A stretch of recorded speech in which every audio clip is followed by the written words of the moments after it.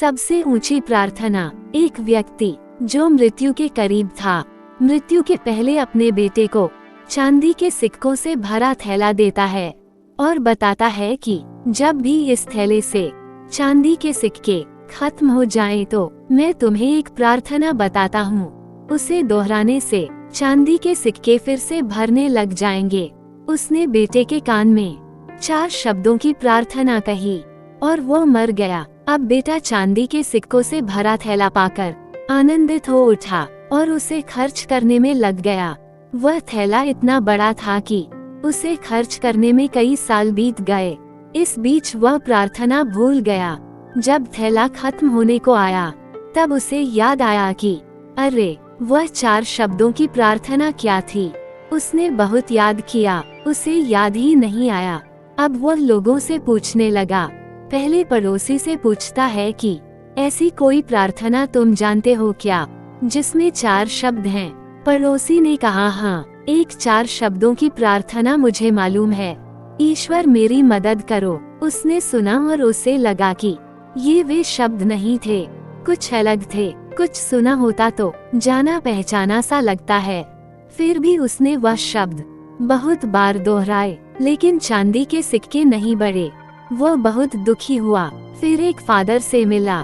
उसने बताया कि ईश्वर तुम महान हो, ये 4 शब्दों की प्रार्थना हो सकती है, मगर इसके दोहराने से भी थैला नहीं भरा। दोस्तों, क्या आप बता सकते हैं वो 4 शब्दों की प्रार्थना क्या है? कमेंट करें। चलिए आगे की कहानी सुनते हैं। फिर वह एक नेता से मिला। उसने कहा ईश्वर को वोट दो। ये प्रार्थना भी कारगर साबित नहीं हुई। वह बहुत उदास हुआ। उसने सभी से मिलकर देखा, मगर उसे वह प्रार्थना नहीं मिली जो पिताजी ने बताई थी। वह उदास होकर घर में बैठा हुआ था। तब एक भिखारी उसके दरवाजे पर आया। उसने कहा सुबह से कुछ नहीं खाया है, खाने के लिए कुछ हो तो दो। उस लड़के ने बचा हुआ खाना उस भिखारी को दे दिया। उस भिखारी ने खाना खाकर बर्तन वापस लौटाया और ईश्वर से प्रार्थना की, हे ईश्वर तुम्हारा धन्यवाद। अचानक वह चौंक पड़ा और चिल्लाया कि अरे यही तो वे 4 शब्द थे।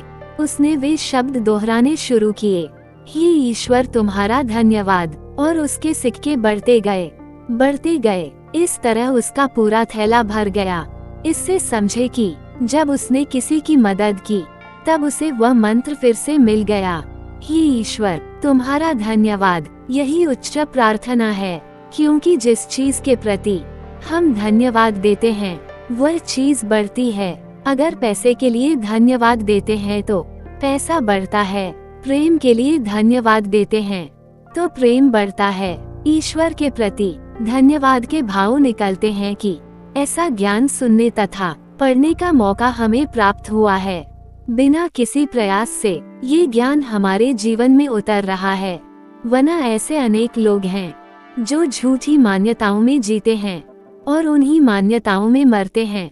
मरते वक्त भी उन्हें सत्य का पता नहीं चलता। उसी अंधेरे में जीते हैं और उसी अंधेरे में मरते हैं। इस कहानी से समझे कि हे ईश्वर तुम्हारा धन्यवाद, ये 4 शब्द नहीं, प्रार्थना की शक्ति हैं। अगर यह 4 शब्द दोहराना किसी के लिए कठिन है तो इसे 3 शब्दों में कह सकते हैं, ईश्वर तुम्हारा धन्यवाद। ये 3 शब्द भी ज्यादा लग रहे हों तो सिर्फ एक ही शब्द कह सकते हैं, धन्यवाद। तो दोस्तों, कैसी लगी आज की कहानी? कमेंट जरूर करें। राधे राधे। जय श्री कृष्णा।